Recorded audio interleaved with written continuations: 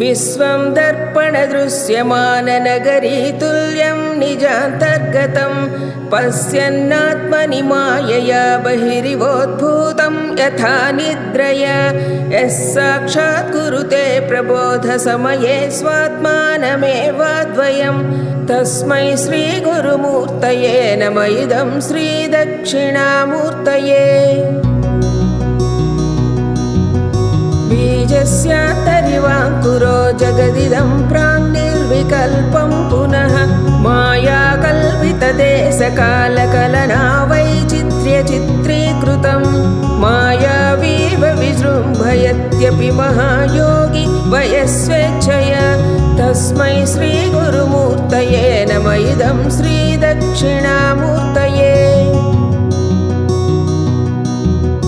यस्यैव स्फुरणं सदात्मकमसत्कल्पाद्धकं भासते साक्षात्त्वमसीति वेदवचसा यो बोधयत्याश्रितान् यः साक्षात्करणात् भवेन्न पुनरावृत्तिर्भवाम्भोनिधौ तस्मै श्रीगुरुमूर्तये नमः इदं श्रीदक्षिणामूर्तये।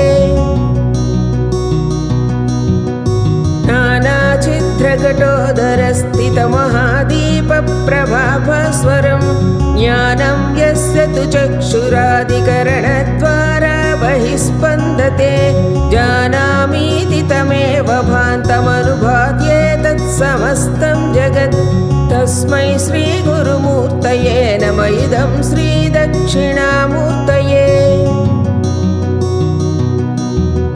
देहं प्राणमपीन्द्रियाण्यपि चलां बुद्धिं च शून्यं विदुः स्त्रीबालान्धजडोपमास्त्वहमिति भ्रान्ता भृसंवादिनः मायाशक्तिविलासकल्पितमहाव्यामोहसंहारिणे तस्मै श्रीगुरुमूर्तये नमः इदं श्रीदक्षिणामूर्तये।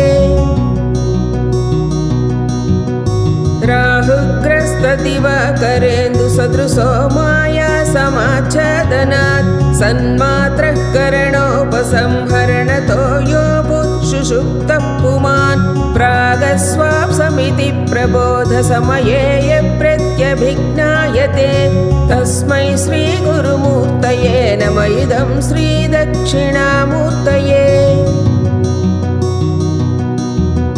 बाल्यादिष्वपि जाग्रदादिषु तथा सर्वास्वस्थास्वपि व्यावृत्ता स्वनुवर्तमानमहमित्यन्तः स्फुरन्तं सदा स्वात्मानं प्रकटीकरोति भजतां यो मुद्रया भद्रया तस्मै श्रीगुरुमूर्तये नमः इदं श्रीदक्षिणामूर्तये।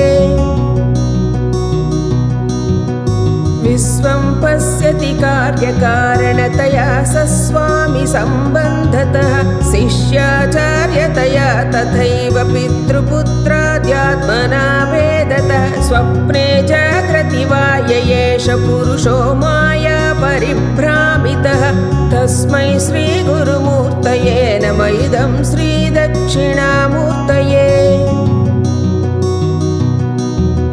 भूरम्भांसनलो नीलोम्बरमहर्नाथो हिमांशुः पुमान् इत्याभाति चराचरात्मकमिदं यस्यैव मुद्यष्टकं नान्यत् किञ्चन विद्यते विमृशतां यस्मात् परस्मात् विभो तस्मै श्रीगुरुमूर्तये नमः इदं श्रीदक्षिणामूर्तये।